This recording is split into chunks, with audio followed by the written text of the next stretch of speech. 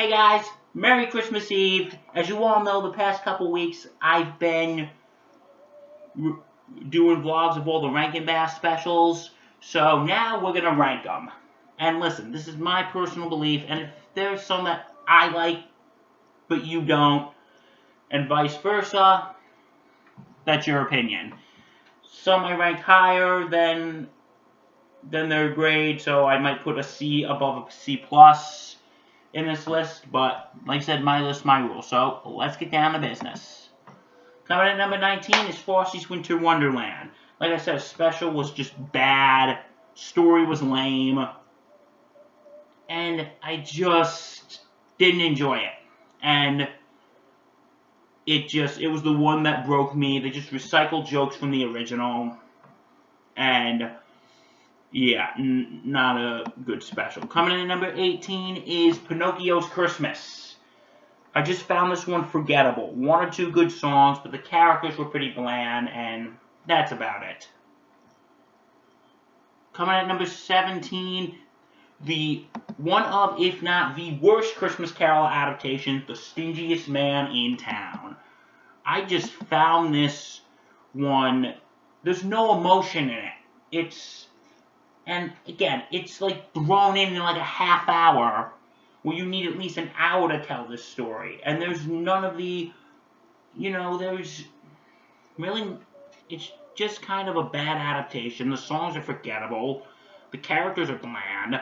And there's like 1,000 different Christmas Carol adaptations. I just got finished watching my personal favorite adaptation, the Muppet version.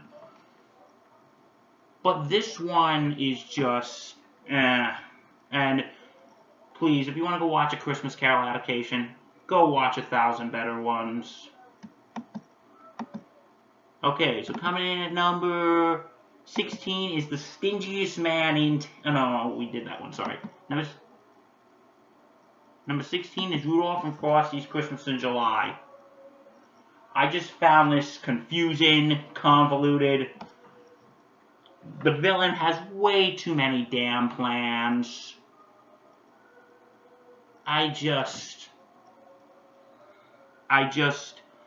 If this was Rankin Bass before Marvel, then it's a good thing they stopped doing crossovers, because they just wanted to get Rudolph and Frosty in there so they could milk that cash cow.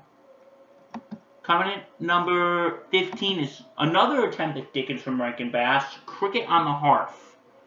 I just found this one bland. Now, there were a couple songs I found okay. Cricket Crockett's likable, but that's about it. And, yeah, it was just a bland special. Coming in number 14 is The Little Drummer Boy Book 2. God, this one was boring as hell. It's just Aaron, Melchior, and Simeon getting some bells. That's all it. There's no dark story like in the first one. There was an original song which I kind of liked, and the villain was enjoyable, but other than that, there's nothing worth watching here. Number 13 was The Life and Adventures of Santa Claus. A weird story, but has a kind of charm to it. The Santa Claus was really nice. And some of the imagery is creative, but I just found this way too weird. Number 12 was Santa Baby, which, it's a guilty pleasure. The songs are kind of cheesy, the story's kind of dumb, it's the typical, he needs to find the meaning of Christmas, but the imagery was creative, and it was nice that Rankin Bass took place in a modern city for once, and not a faraway land, so, yeah. Coming in at number 11 was The Story of the First Christmas Snow. Not the best, but I think it's got its charm.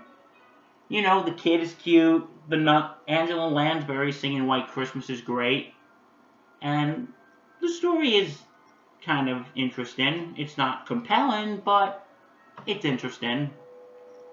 Okay, we're in the top 10. Number 10 is Nestor the Long-Eared Christmas Donkey. Yes, I know I said this was a Rudolph knockoff, but this kind of tugs at the heartstrings. When Nestor's mom dies. Okay, so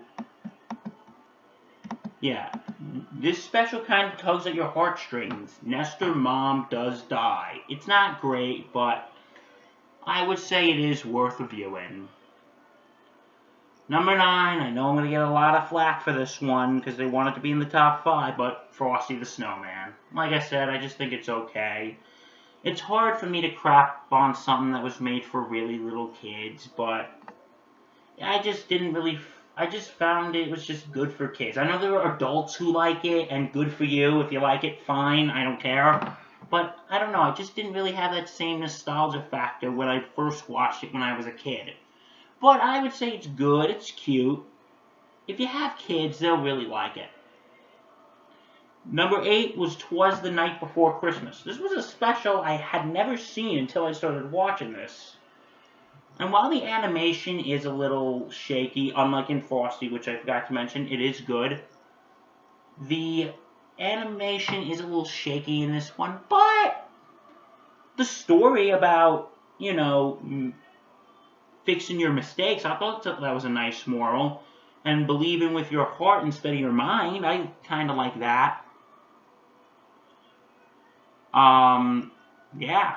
7. Coming at number 7 was Rudolph's Shiny New Year. A fun story, an interesting plot, fun characters. Like I said, the archipelago of last year's, I thought that was an idea was pretty creative. And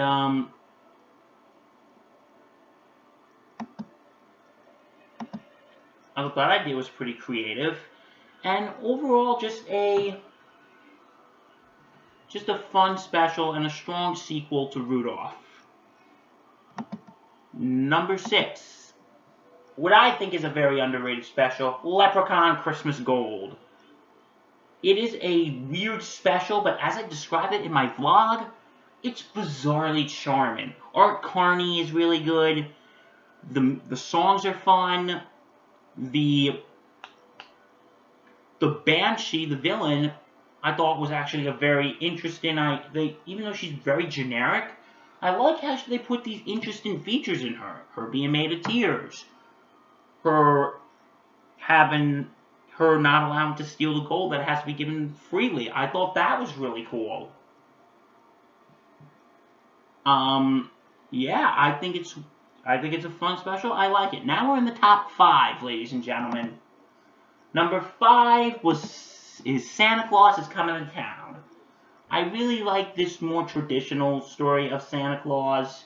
It is, it is a little more childish, but I do like it, and Santa is just so likable in this one, and he's just so nice.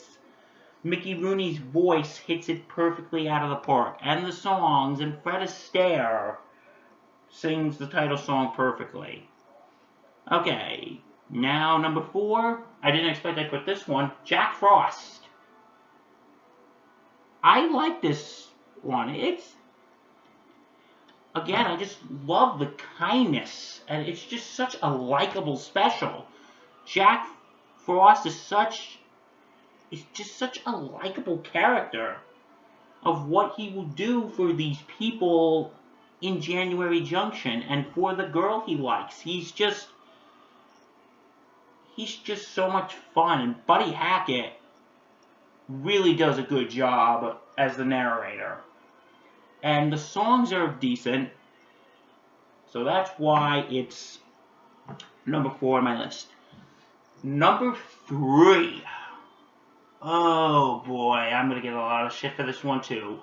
A lot of people are going to be saying, wait a minute, why isn't this one number 1? Number 3 is Rudolph the Red-Nosed Reindeer. I know, the comments, this should be number 1, you asshole! A pox on your houses! Okay, 1, my list, my rules. Like, this was the first time I had watched this special in many, many years, and it's still good. The story differences make you, the moral differences make you unique. It's a fantastic moral. The, the songs are good. The animation is okay, but it's just such a charming special. I really enjoy it, and I think I might get back in the habit of watching it every year. Alright, number 2. I know this is a weird choice. The Little Drummer Boy. I think this one is great because it's dark. And it's one of Rankin Bass's darker specials. And it's willing to go balls to the wall. And the emotion that is mixed in it is absolutely great. And the choir that sings the title song, they do such a good job. They do such a good job. And it just mixes with the emotion. Apparently, especially the scene that Aaron is playing for Jesus. That is just a heartwarming and pulls at your heartstrings. Okay, number 1, you all know what it is. My number 1 favorite Rankin Bass special is The Year Without a Santa Claus. What can I say? The story is great. The songs are a blast. The voice cast is absolutely fantastic. I watch it every year, and another viewing is not too far in my future. It is my favorite Rankin Bass special. I love it. I can't wait to watch it every year, and that's why it is number 1. The story, the songs, the characters. It's just such a likable special, and it's a blast. Alright guys, well, that's my Rankin Bass specials list. Again, if you want a more thorough review, just check out my playlist. And from me and all of us at Movie Holics Productions, we wish you all a very Merry Christmas and a very Happy New Year. And thank you so much for watching this vlog. I had so much fun rewatching all these. And who knows, maybe when Easter comes around, again, I don't know yet, but maybe when Easter comes around, maybe I'll take a look at the Easter specials. So,